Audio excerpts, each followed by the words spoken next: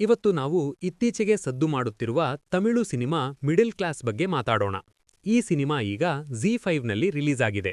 ಹಾಗಾದ್ರೆ ಈ ಸಿನಿಮಾದಲ್ಲಿ ಅಂತಹದ್ದೇನಿದೆ? ಕಥೆ ಏನು? ನೋಡೋಣ ಬನ್ನಿ. ಸಿನಿಮಾದ ನಾಯಕ ಕಾರ್ಲ್ ಮಾರ್ಕ್ಸ್ ಸಂಸಾರದ ಜವಾಬ್ದಾರಿ ಹೊತ್ತವನು. ಆದರೆ ಒಂದು ದಿನ ಹಠಾತ್ತನೆ ಕೆಲಸ ಕಳೆದುಕೊಳ್ಳುತ್ತಾನೆ. ಆರ್ಥಿಕ ಸಂಕಷ್ಟದಲ್ಲಿದ್ದಾಗ ಇವನಿಗೆ ತಂದೆಯ ಹಳೆಯ ಫೈಲ್ಗಳಲ್ಲಿ 1 ಕೋಟಿ ರೂಪಾಯಿಯ ಚೆಕ್ ಸಿಗುತ್ತದೆ.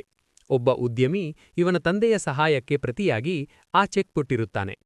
ಈ ಹಣದಿಂದ ಜೀವನ ಸೆಟಲ್ ಆಯ್ತು ಅಂದುಕೊಳ್ಳುವಷ್ಟರಲ್ಲಿ ಆ ಚೆಕ್ ಕಳೆದು ಹೋಗುತ್ತದೆ. ಆ ಚೆಕ್ ಹುಡುಕಲು ಇವನು ಮತ್ತು ಇವನ ಗೆಳೆಯರು ಪಡುವ ಪೇಚಾಟ, ಅದರಿಂದ ಉಂಟಾಗುವ ಕಾಮಿಡಿ ಮತ್ತು ಕುಟುಂಬದಲ್ಲಿ ನಡೆಯುವ ಜಗಳಗಳೇ ಈ ಸಿನಿಮಾದ ಮುಖ್ಯ ಕಥೆ.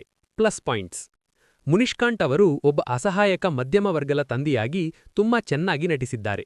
ವಿಜಯಲಕ್ಷ್ಮಿ ಅವರು ಸದಾ ಕಿರಿಕಿರಿ ಮಾಡುವ ಆದರೆ ಜವಾಬ್ದಾರಿಯುತ ಪತ್ನಿಯ ಪಾತ್ರದಲ್ಲಿ ಜೀವಿಸಿದ್ದಾರೆ. ಸಿನಿಮಾದ ಮೊದಲಾರ್ಧದಲ್ಲಿ ಬರುವ ಕಾಮಿಡಿ ಸೀನ್ಗಳು, ಅದರಲ್ಲೂ ಮುನಿಷ್ಕಾಂತ್ ಮತ್ತು ಕಾಳಿ ವೆಂಕಟ್ ಜೋಡಿ ಸಖತ್ ನಗು ತರಿಸುತ್ತೆ.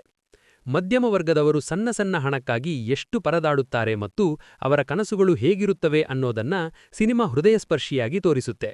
ಸಣ್ಣ ಬಜೆಟ್ ಸಿನಿಮಾವಾದರೂ ನೋಡಲು ಮತ್ತು ಕೇಳಲು ಸಿನಿಮಾ ತುಂಬಾ ಚೆನ್ನಾಗಿದೆ.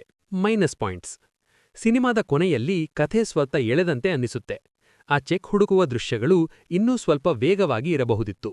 ಕೆಲವು ಕಡೆ ಹಳೆಯ ಫ್ಯಾಮಿಲಿ ಡ್ರಾಮಾಗಳ ಹಾಗೆ ಅನ್ನಿಸುತ್ತೆ.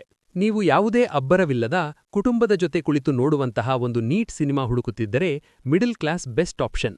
ಈ ವಿಡಿಯೋ ನಿಮಗೆ ಇಷ್ಟವಾದರೆ ಲೈಕ್ ಮಾಡಿ, ಶೇರ್ ಮಾಡಿ. ಹಾಗೆ ಇಂಥದ್ದೇ ವಿಡಿಯೋಗಳಿಗಾಗಿ ನಮ್ಮ ಚಾನೆಲ್ಗೆ ಸಬ್ಸ್ಕ್ರೈಬ್ ಆಗೋದನ್ನ ಮರಿಬೇಡಿ. ಧನ್ಯವಾದಗಳು.